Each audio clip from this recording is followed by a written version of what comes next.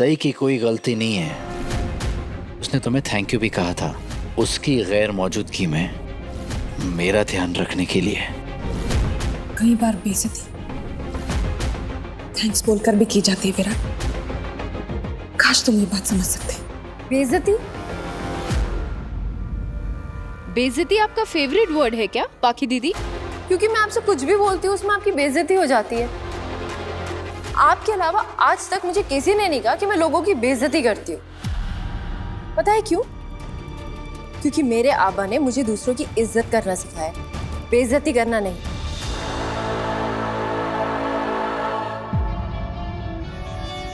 ए सही, क्या है, कितना बोलती है तू?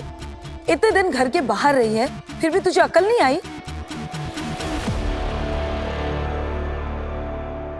विराट, तू अपनी बीवी की तारीफ कर या आरती कर, जे हवते कर, लेकिन अगर इसने पत्रलेखा से बदतमीजी से बात की या इसकी बेइज्जती की तो हम बिल्कुल बर्दाश्त नहीं करेंगे।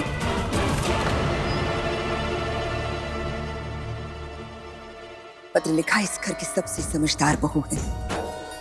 ये उम्र और रिश्ते में दोनों में इससे बड़ी है। अपनी इस जंगली बीवी को जरा समझा कि अपने से बड़ों से तमीज से बात कैसे की जाती है। और अगर यही सोच कर आई है कि घर पर आने का मौका तो मिल गया है और अब जब चाहे पत्रलेखा को नीचा दिखा सकती है, अगर तेरे दिमाग में ये बात चल रही है तो कान खोलकर सुन ले, मैं ऐसा हरगिज नहीं होने दूंगी।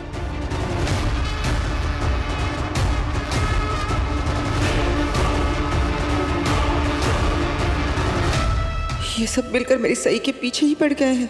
कहीं सही गुस्से में फिर से चली न जाए। आप लोग क्यों सही को इतना सब कुछ बोल रहे हैं? विराट ने कहा ना, पत्रलेखा को नीचा दिखाने के लिए सही ने ऐसे कुछ भी नहीं कहा। तो इसकी आंखों में आंसू क्यों है? ये उदास क्यों है? बड़ी मामी प्लीज, इन दोनों के सामने आप मेरी उदासी की बातें मत कीजिए, क्योंकि ना तो इन्हें कभी मेरी उदासी नजर आएगी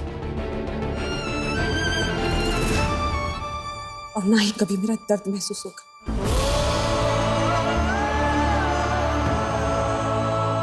और उल्टा ये दोनों और भी ज्यादा मेरी बेइज्जती करेंगे। एक मिनट, क्यों चीजों को उलझा रही हो तुम? हॉस्पिटल में भी तुम गुस्से से वहां से निकली, मुझे समझ में नहीं आया। यहाँ भी तुम इसे क्यों कर रही हो, मुझे नहीं समझ में आ रहा है। बाकी सही मेरे लिए, अपने पति के लिए वापस आई है। उसने तुमसे भी यही कहा कि वो मेरा, अपने पति का ध्यान रखने आई।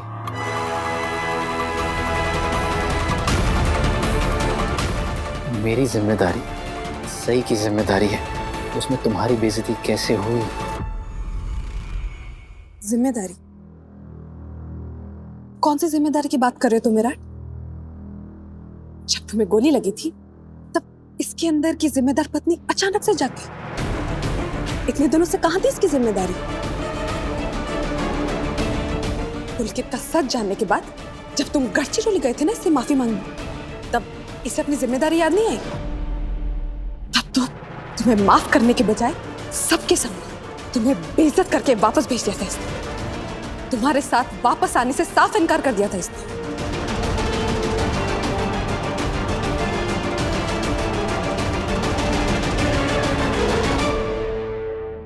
है ना?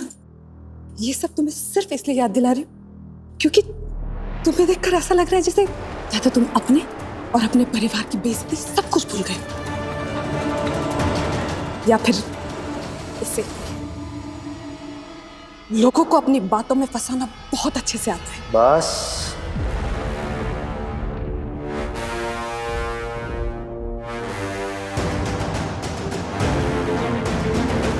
तुम्हें मुझे कुछ भी याद दिलाने की जरूरत नहीं है, लेकिन मैं तुम्हें कुछ याद दिलाना चाहता हूं। जो कुछ भी हुआ वो बात एक पति और पत्नी के बीच की थी, जिसमें किसी तीसरे को बोलना नहीं चाहिए। क्योंकि जब पति और पत्नी की सुलह हो जाती है तो तीसरे इंसान को हमेशा यही लगता है कि उसकी बेइज्जती हुई है। ये बात हमेशा याद रखना, क्योंकि आइंदा मैं नहीं चाहता कि तुम्हें कभी भी ऐसा महसूस हो कि तुम्हारी बेइज्जती हुई है। तीसरा इंसान? बिल्कुल ठीक कह रहा है विराट। मैंने भी इसे बोला ही था कि अगर पति पत्नी मिल रहे हैं तो पत्रलेखा को खुद ब खुद हॉस्पिटल से वापस आ जाना चाहिए था। ये ऐसे रोते रोते क्यों आ गई थी? जरूरत क्या थी रोने की? आपको तो बहुत अच्छा लग रहा होगा ना मुझे ऐसे रोता हुआ देखकर अश्विनी मामी, क्योंकि जब भी कभी मुझे बुरा लगता है ना, आपको तो बहुत अच्छा लगता है ना? मेरी आई से इस तरह से बात नहीं करोगी तुम।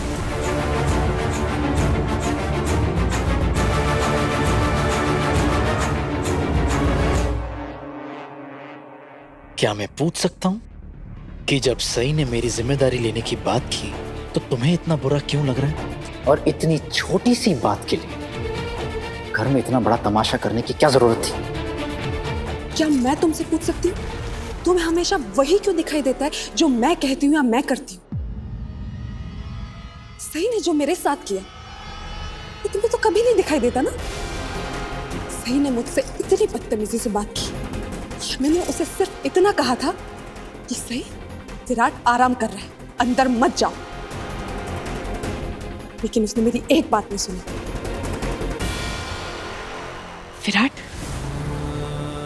मुझे सिर्फ तुम्हारी परवाह है, सिर्फ तुम्हारी परवाह और कुछ नहीं।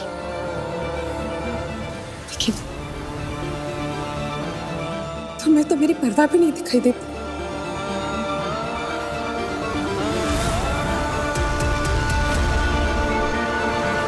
मुझे नहीं लगता मैंने कुछ गलत किया। मैंने आपकी बात नहीं मानी बाकी दीदी, क्योंकि आप मुझे हॉस्पिटल से निकालना चाहती थी। मैं वहां अपने पति से मिलने आई थी, अपने पति का हाल चाल जानने आई थी, और आप लोगों ने मुझे उतना तक नहीं करने दिया।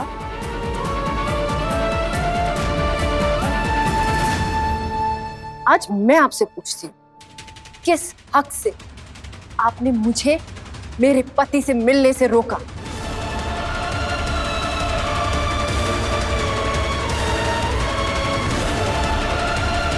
बाबा बोलिए ना, आप चुप क्यों हैं? आपने पाखी दीदी को मुझे हॉस्पिटल में ना घुसने देने के लिए क्यों बोला?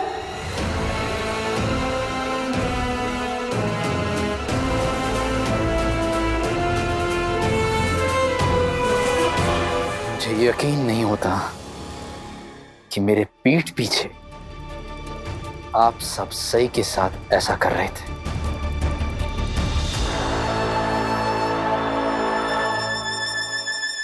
और आप बाबा, आप ऐसा कर रहे थे?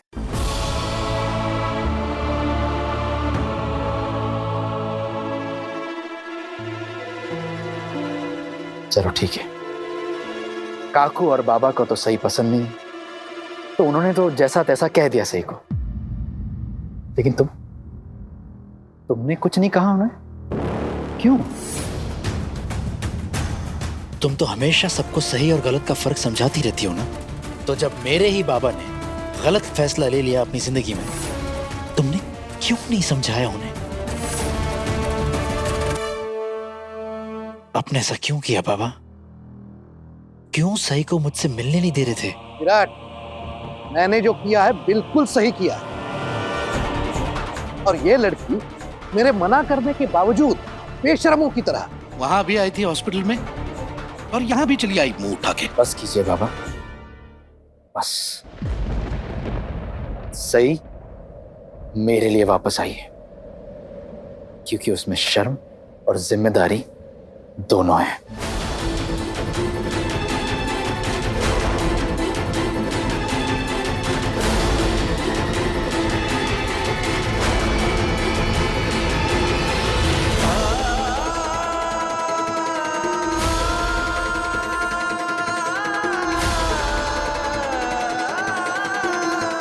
मेरी पत्नी है और आप उससे ऐसे बात नहीं करेंगे।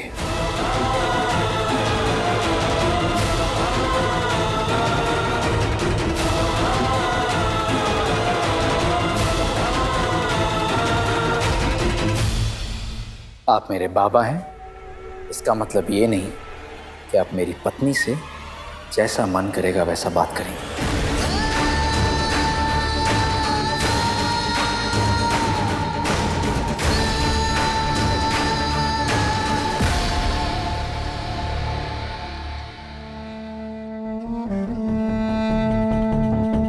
विराट, मैंने जो कहा है वो बिल्कुल सही है। और इस लड़की के लिए तो अपने बाबा से, मुझसे ऐसे बात कर रहा है। दादा बिल्कुल सही कर रहे हैं। इस लड़की को तेरी कोई परवाह नहीं है। तुझ पे तरस खा के ये यहाँ पे वापस लौटी और कुछ नहीं। काका,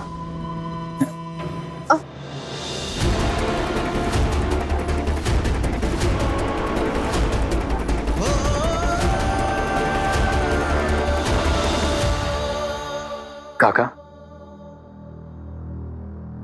जब आप किसी पर तरस खाते हैं ना तो बुरा लगता है, लेकिन जब आपको किसी की परवाह होती है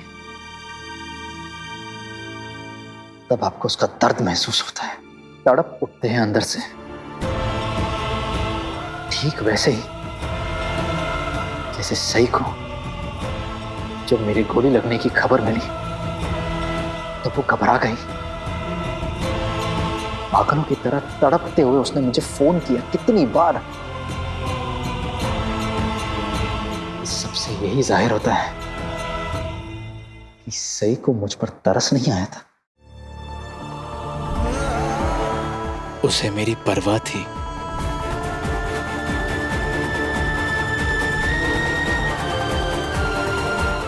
मैं आप दोनों से कुछ पूछना चाहता हूं।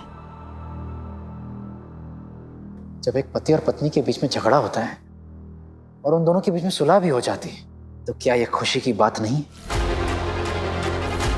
अगर है तो इस घर में कोई खुश क्यों नहीं है?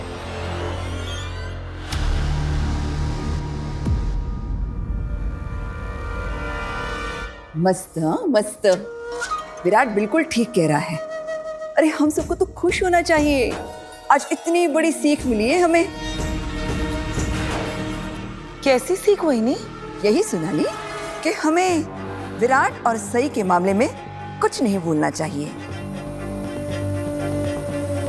बिल्कुल चुप रहना चाहिए, वरना हमारी बेइज्जती होगी। सई के साथ रह रहकर विराट को भी अपनी बातों से मुकरना आ गया है।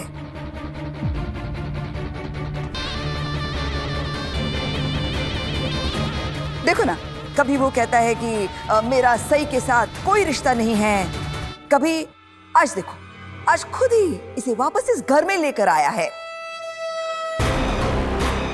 विराट, आज के बाद हम तुम्हारे मामले में कभी कुछ नहीं बोलेंगे, ठीक है?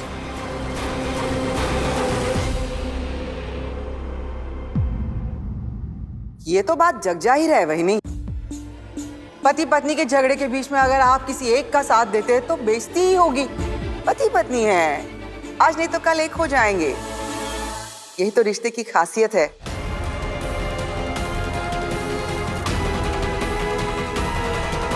लेकिन मुझे हैरानी इस बात की हो रही है वहीनी कि आपके पास जिंदगी का इतना बड़ा तजुर्बा होने के बावजूद भी ये सीख आपको इतनी देर से मिली। अश्विनी बहनी, आप इस बदतमीज और बददिमाग लड़की के लिए फिर से वहीनी का अपमान कर रही हैं। नहीं नहीं ओंकार, मैं वहीनी का अपमान नहीं कर रही हूँ। बस मैं तो उन्हें समझा रही थी। अश्विनी बहनी, अब आप वहीनी को समझाएंगी? ये क्या बोल रही हैं आप? हाँ सोनाली, मुझे अच्छे से पता है कि मैं क्या बोल रही हूँ। अब ये तो बात राज नहीं रही है कि जब से मैं इस घर में आई हूँ तब से किसी ने मेरा साथ नहीं दिया।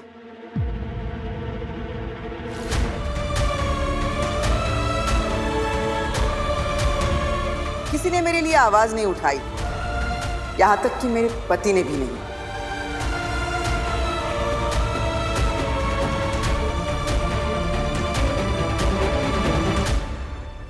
लेकिन मैं इस बात से खुश हूं कि मेरा विराट ऐसा नहीं है। वो अपनी पत्नी के लिए आवाज भी उठाता है और उसका साथ भी देता है। देखो। बस करो अश्विनी, बहुत हो गया ये तमाशा। एकदम सही कहा आपने निनाद। ये तमाशा 100% बंद ही होना चाहिए। मेरा बेटा अभी अस्पताल से आया है, उसे आराम की जरूरत है, उसे आराम करने देना चाहिए। हाँ आई, विराट सर को आराम करने की सख्त जरूरत है और ये पूरा तनाव का माहौल इनके लिए अच्छा नहीं है।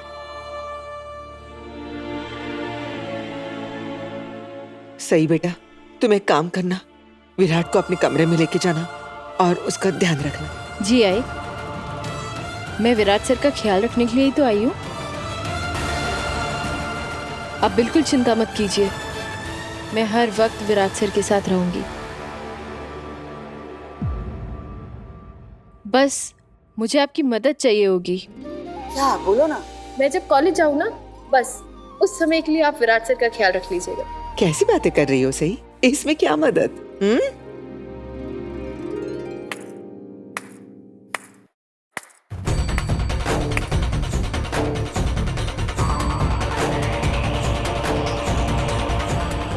वाह सही, कमाल हो तुम। कभी कभी तो मुझे लगता है कि तुम्हें तो अवार्ड मिलना चाहिए। पूछोगे नहीं कौन सा अवार्ड? मैं बताती हूँ, दुनिया की सबसे चालाक बहू का अवार्ड।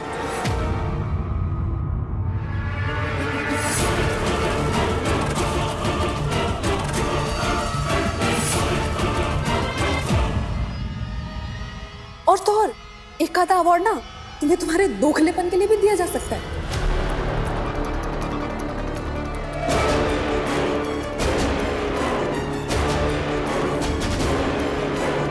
पत्रलेखा, ये क्या कह रही हो तुम? क्या कहना चाहती हो तुम? सही ने ऐसा क्या किया है? ऐसा क्या किया है? मैं बताती हूँ अश्विनी मामी। सही एक तरफ कहती है कि ये विराट का ख्याल रखने वापस इस घर में आई है, और दूसरी तरफ अपने कॉलेज जाने की बात कर रही है, और अब ये चाहती है कि उस दौरान कोई और विराट का ख्याल रखे। तुम्हें तो हर चीज अपनी सहूलियत के हिसाब से चाहिए होती है ना सही। और कमाल की बात तो ये है कि विराट को ये बात कभी नजर नहीं आएगी कि इसकी जिम्मेदार बीवी अपनी जिम्मेदारी किसी और को सौंपकर निकल जाना चाहती है।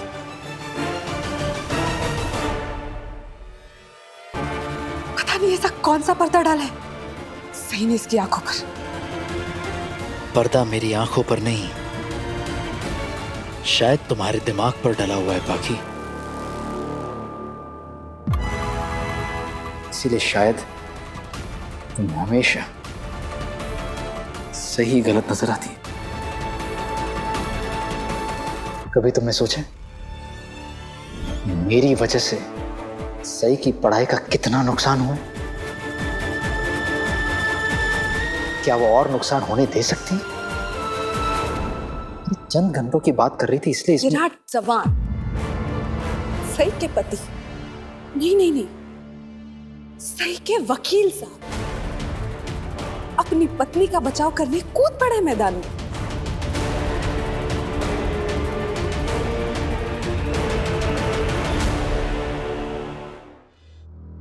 चलो, मैंने माना कि सही के लिए उसकी पढ़ाई बहुत जरूरी है, कुछ गलत नहीं है इसमें, बिल्कुल अच्छी बात है। अब तो उसकी पढ़ाई का नुकसान भी हो गया है और उसका कॉलेज भी जाना जरूरी है। लेकिन इससे ऐसा क्यों लगता है कि कोई और पूरे दिन तुम्हारा ध्यान नहीं रख सकता? ये सिर्फ और सिर्फ एक नाटक कर रही है कि ये तुम्हारी देखभाल करने वापस लौटी है, बल्कि ये सिर्फ और सिर्फ अपनी जिम्मेदारी से भागना चाहती है और कुछ नहीं। मैं कभी अपनी जिम्मेदारियों से भागती नहीं हूँ बाकी दीदी। और मैं आपको याद दिला दूं, पढ़ लिख कर बड़ी डॉक्टर बनना भी मेरी जिम्मेदारी है, वो जिम्मेदारी जो विराट सर ने भी ली है। और मुझे ये दोनों जिम्मेदारी साथ साथ निभानी है।